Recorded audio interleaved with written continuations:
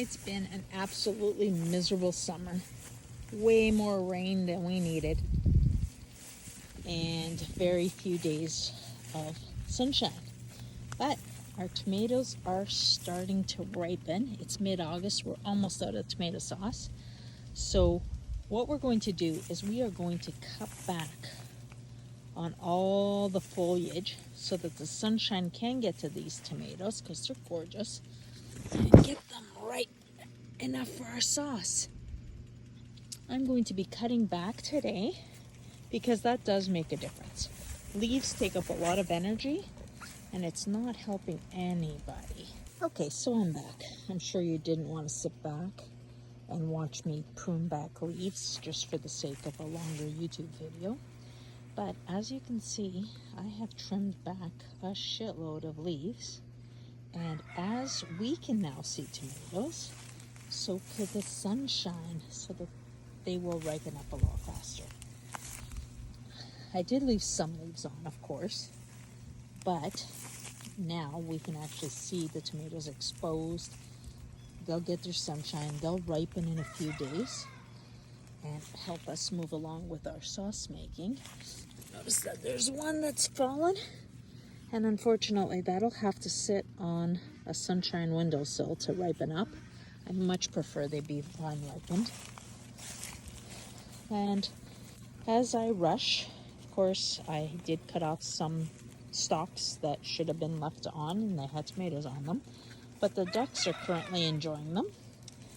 And we have here San Marzano, which are great paste type tomatoes. Back here, these are my beefsteak. Those are completely for eating. I love them. I also like making jam, but this year we have enough tomato jam from last year, so we're good. These are all the San Marzano. Like I said, perfect for paste making and sauce. They're very thick, very little membrane and seeds, but limited flavor. So then what I do is I plant a bunch of Roma, and Roma are great for flavor. They have a lot more liquid. So when you mix the two, you end up with the perfect tomato sauce. I use my tomato sauce for not just spaghetti and pastas, but I also use it as my base for soups, stews, absolutely for chili. Now I've got a few here that I could have pulled out a few weeds. Let me just grab those while we're here. We don't need those in there at all.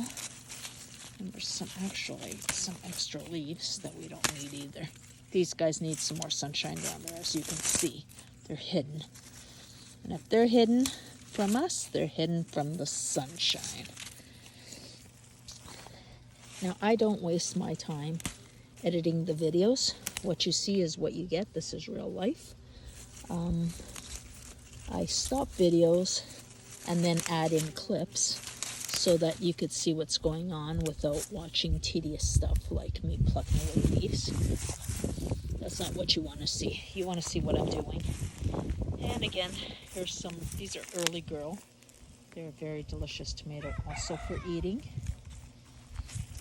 But these are all my Romas, and these will be mixed in with the San Marzano to make perfect sauce. I see one ready for picking. Oh, look, fucking gopher got it. I swear, if I see that gopher, we're going to try some gopher pie. Because he's been eating some of my low-growing tomatoes. These ones here are called cherry bombs. And unlike cherry tomatoes, these have a lot more flavor. And the skin is a lot thinner. So it's much more palatable. Yeah, I'm enjoying it. Oh gosh. But unfortunately, gopher getting to this one means the ducks get a treat. Here you go, guys. They love it. I give my animals, both the chickens and the ducks, a lot of stuff out of the garden. You know it's good for them. There's no waste. And our garden is doing really good. So we'll have to have some more chats Our beans, of course, are going crazy. Have pole beans and bush beans. Cabbage, we have a few recipes we can share. One of them will be my minestrone soup, which is fabulous, and I'm going to be canning some. And here, most people think that broccoli is this. Yes, it is. However, did you know that the broccoli leaves are actually much more tender and sweet than cabbage leaves or kale? Our kale is doing great as well. But those broccoli leaves, I am going to show you how I make some cabbage rolls with those. So stay tuned for other videos. So it's been a couple of days since we last cut back all the foliage. And you can see that already, look at how bright, beautiful red. How red the tomatoes get, and so quickly. Once they get a kiss of sunshine, it takes no time. Give you a little walk around to see the difference. Cutting back the leaves really does improve your yield. There we go. Just showing you what's going on. Look at that. Just gorgeous, aren't they beautiful?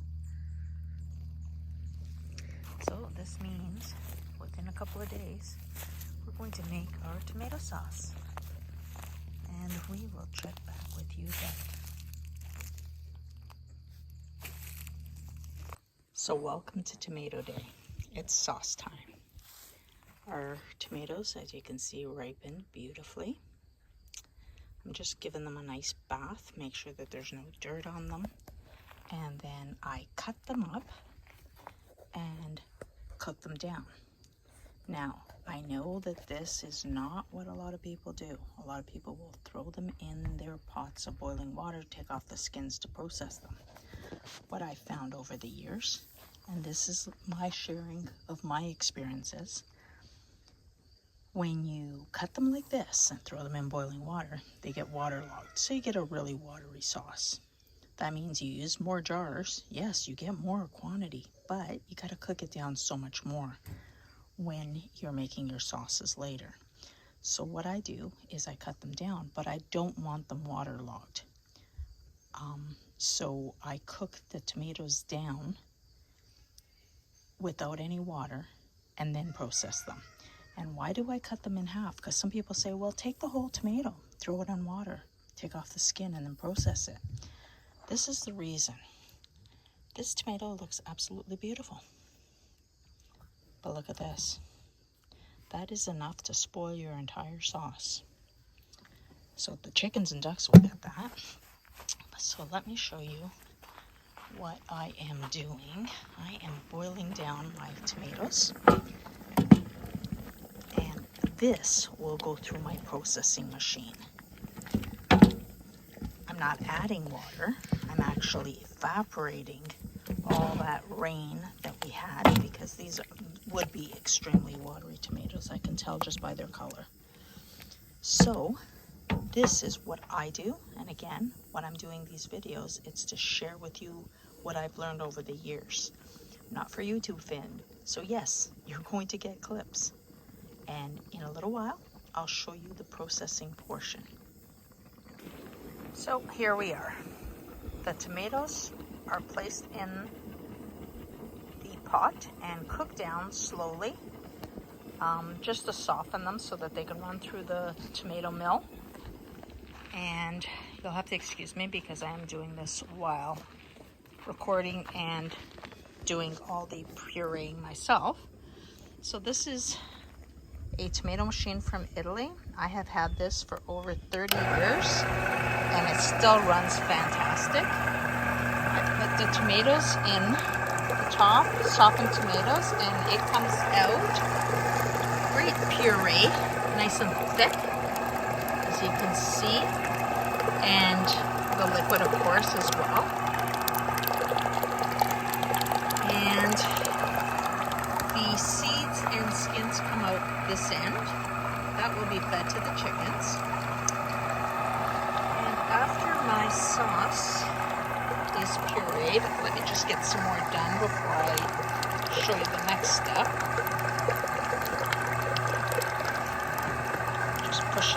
through.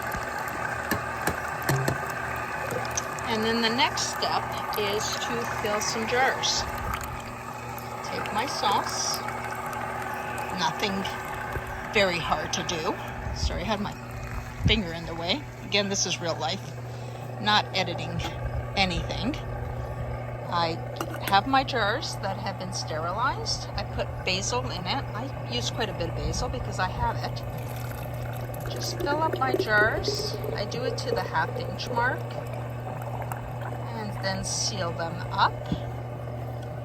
I always clean my rims, of course, and got a clean cloth. Clean my rims, seal them, and then I put them in this pot where I boil them for about 30 minutes. And that is how I make my tomato sauce. Nothing extravagant. This is real life. We do this every year. I'll give you a clip when I'm done, just so that you can see the finished product. Well, here we go. Here's our tomato sauce. We ended up with 60 liters of tomato sauce. Yes, that is the chainsaw in the background because this is real life and it's also firewood season. What I'm going to do is take off the bands out of every jar. The reason for doing this is if there is one without a bad seal, I'll know right away. And if one lets go later, it'll pop off and we'll know, instead of having one that's sealed and you think it's good, and then when you go to open it, it explodes. So this is what I do. I'm not a teacher. I am not an expert. It's what I've been doing for over 30 years, and I have great success with my tomatoes. I boil them for about 1/2 hour in a water bath and never had an issue. We're all good, and I will show you my pantry, which is now going to be restocked. Well, folks, we were down to 9 jars in August, and thank goodness our bounty was good, and we have now finished processing our tomatoes. We ended up with 75 liters in total of tomato sauce. As you can see, my pantry is yet again full, and I'm feeling a lot less stress getting down to the wire. But we also have some pizza sauce to make, and some pesto, and the harvesting just keeps on going. It's that time of year. Go ahead, live your best life, and we will continue our harvest videos.